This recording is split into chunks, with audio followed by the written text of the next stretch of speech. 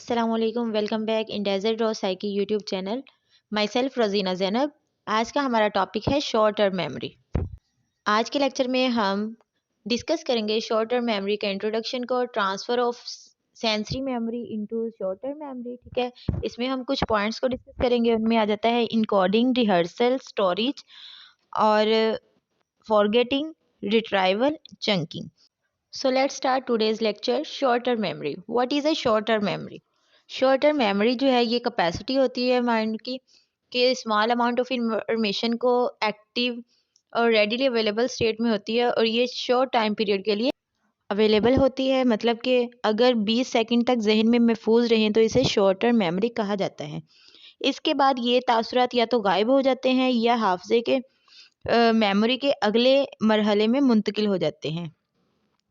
इस मेमोरी की नोयत जो है आर्जी होती है। शॉर्ट टर्म मेमोरी में जो भी इंफॉर्मेशन होती है अगर हम इसे रिपीट ना करें अगले 10 से 20 सेकंड में ये मेमोरी जो है वो हमारे माइंड से रिमूव हो जाती है। उसके बाद है transfer of sensory memory into short term memory. इसमें आ जाती है encoding, rehearsal, storage, forgetting, retrieval and chunking. ये तमाम अवामिल जो हैं वो शॉर्ट टर्म मेमोरी में वकूअ पजीर होते हैं। फर्स्ट पॉइंट है हमारे पास इनकोडिंग। इनकोडिंग जो है हम अपने ब्रेन से इंफॉर्मेशन हासिल करते हैं इनकोडिंग प्रोसेस की मदद से, जो कि इनपुट इंफॉर्मेशन होती है सेंसरी सिस्टम के लिए। जो सेंसरी इंफॉर्मेशन हम रिसीव करते हैं इन्वायरमेंट से, हमारा ब्रेन इससे लेबल करता है और उसकी कोड करता है, मतलब कि कोडिंग करता है। हम इंफॉर्मेशन को दूसरे सिमिलर इंफॉर्मेशन के साथ ऑर्गेनाइज करते हैं और उससे कनेक्ट करते हैं उस कॉन्सेप्ट्स के साथ। फॉर एग्ज़ाम्पल इनकोडिंग में क्या होता है कि जब हम कोई भी फ़ोन नंबर देखते हैं और उसे डायल करने तक उसे याद रखते हैं, ठीक है, तो किस अंदाज से याद रखते हैं, हम उसकी इनकोडिंग कैसे करते हैं?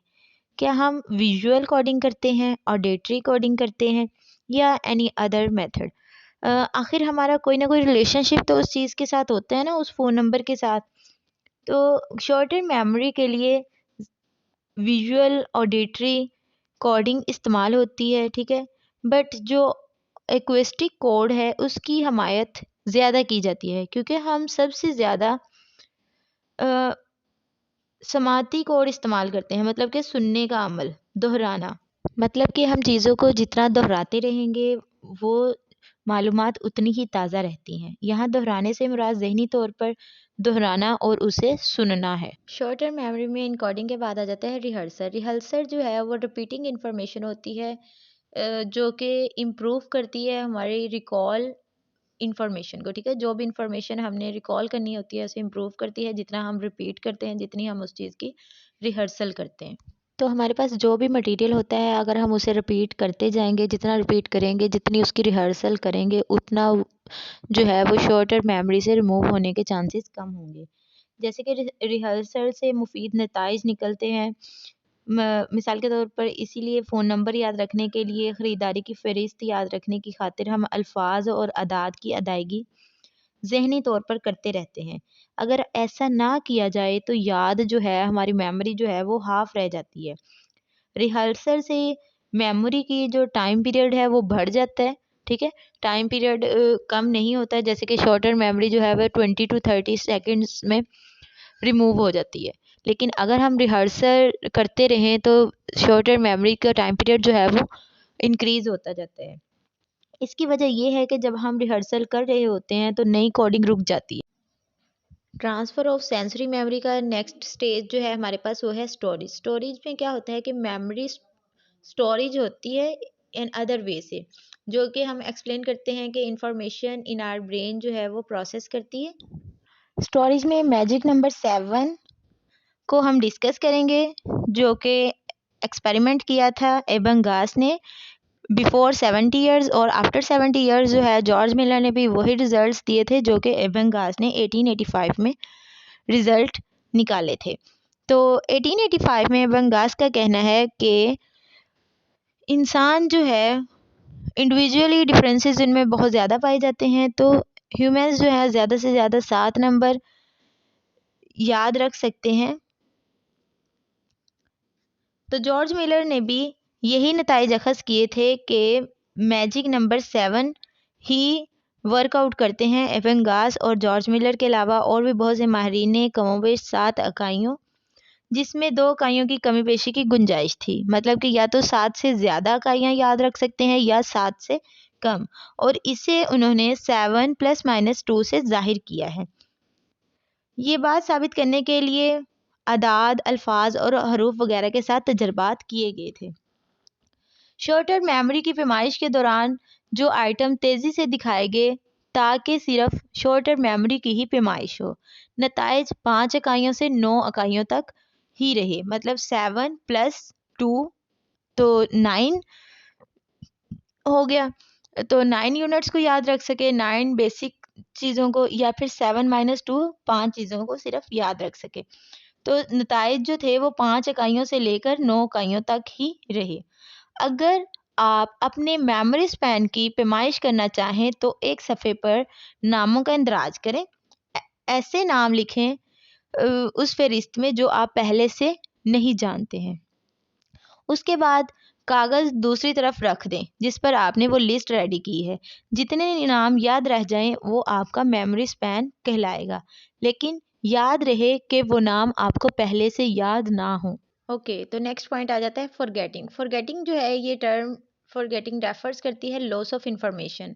ऑलरेडी स्टोर्ड जो लॉन्ग टर्म मेमोरी में इंफॉर्मेशन होती है वो फॉरगेट हो जाती है, हम भूल जाते हैं। उसे पैसिव मेंटल प्रोसेस भी कहा जाता है और हम चीज़ों को याद नहीं रख सकते और एक्सपेरिमेंट्स को रिकॉल नहीं कर सकते। जो इन्फॉर्मेशन ऑलरेडी लर्न की होती है उसे हम याद नहीं कर सकते।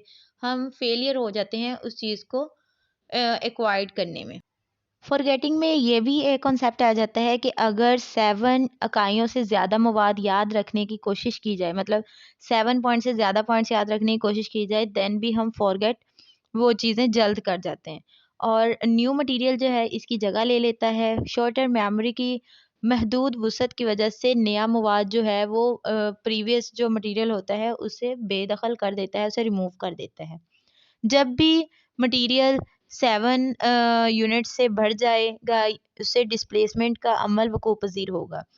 नया जो भी मटेरियल होगा, नया आइटम जो भी शामिल होगा, वो पहले से मटेरियल को भुला देगा। इस ज़मन में एक और नुक्ता भी काबिल गौर है कि अगर नया मटेरियल जो ना शामिल किया जाए, तब भी पुराना जो मवाद है, पुराना मटेरियल है, वो मेमोरी से गायब होने लगता है। क्योंकि वसअत के अलावा शॉर्ट टर्म मेमोरी का ड्यूरेशन भी कम होता है। जैसा कि हमने इसके इंट्रोडक्शन में भी देखा था कि शॉर्ट टर्म मेमोरी का जो ड्यूरेशन है वो 18 to 20 सेकेंड या फिर ऑलमोस्ट 30 सेकेंड्स तक रहता है। बड़े बड़े अल्फाज की बजाय छोटे छोटे अल्फाज की सूरत में शॉर्ट टर्म मेमोरी की जो वसअत है वो बढ़ जाती है। नेक्स्ट है रिट्राइवल। रिट्राइवल एक ऐसा प्रोसेस है जिसमें इंफॉर्मेशन असेस होती है जो कि लॉन्ग टर्म मेमोरी में स्टोर हो चुकी होती है। थ्रू रिट्राइवल हम जो है मेमोरीज को स्टोर करते हैं और कॉन्शियसली अवेयर होते हैं उन तमाम इंफॉर्मेशन से। रिट्राइवल में ये भी होता है कि इंडिविजुअल को डिफरेंट एक्सपेरिमेंट्स के दौरान जब मटेरियल रिपीट के लिए कहा जाता है तो शॉर्ट टर्म मेमोरी की सूरत में इंडिविजुअल को मटेरियल रिपीट करने में कम वक्त लगता है। हम सोच विचार में भी शॉर्ट टर्म मेमोरी से काम लेते हैं। जब हम रोज़मर्रा की छोटी मोटी ज़ुबानी जमा तफरीक करते हैं तो शॉर्ट टर्म मेमोरी से ही काम लेते हैं। तो लास्ट हमारे पास ट्रांसफ़र ऑफ सेंसरी मेमोरी का लास्ट पॉइंट है चंकिंग। चंकिंग क्या होता है? चंकिंग एक ऐसा प्रोसेस है जिसमें इंफॉर्मेशन को टुकड़ों में बांट लिया जाता है, ठीक है, उसकी ग्रुपिंग की जाती है, उसे इकट्ठा किया जाता है, उसके चंक्स बनाए जाते हैं और ये ब्रेन को अलाउ करता है कि वो इंफॉर्मेशन को ज़्यादा से ज़्यादा कलेक्ट करे at a given time by reducing जो है मोर स्पेसिफिक ग्रुप्स, ठीक है। With the process of chunking external environment link होता है जो internally cognitive process of the brain के साथ कनेक्टेड होता है। चंक से मुराद है किसी चीज़ का टुकड़ा। इस तरीके से चंकिंग में जो मटेरियल होता है उसके यूनिट्स और आइटम्स की सूरत में याद करने के बजाय छोटे छोटे टुकड़ों या ग्रोहों में मुंतकिल कर दिया जाता है।